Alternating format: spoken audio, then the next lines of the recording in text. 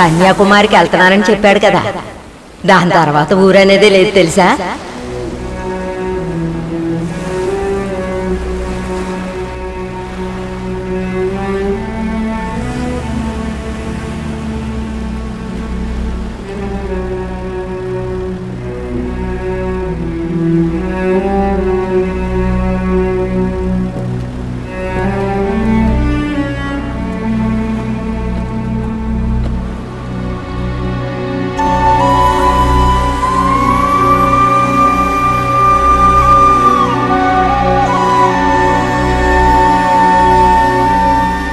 కావేరి, అతను ఎవరు ఏమిటి ఏ ఊరు అని తెలియకుండా నీ పాటికి బయలుదేరి వచ్చేసావు.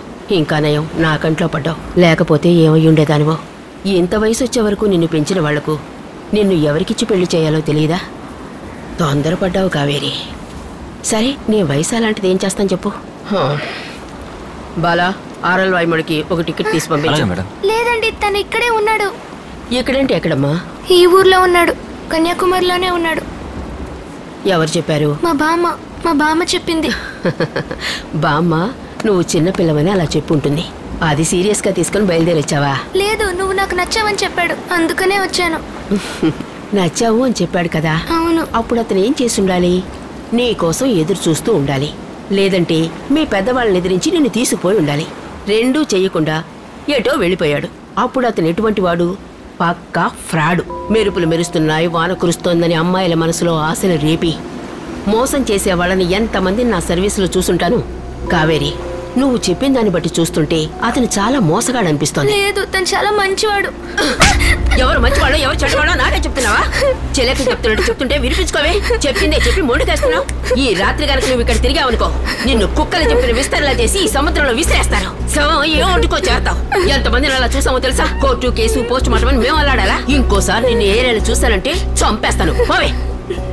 బాలా, నన్ను పంపించేయి. నువ్వు బండిది.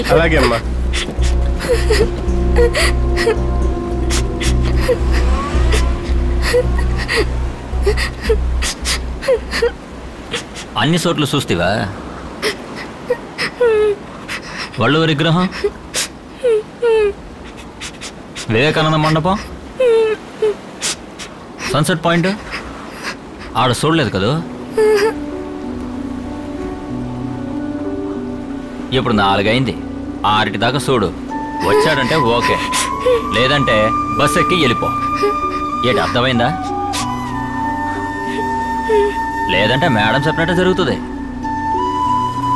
నేను మొక్కలు చేసి నంచుకుని తినేస్తుంది. ఏంటి అర్థమైనదా?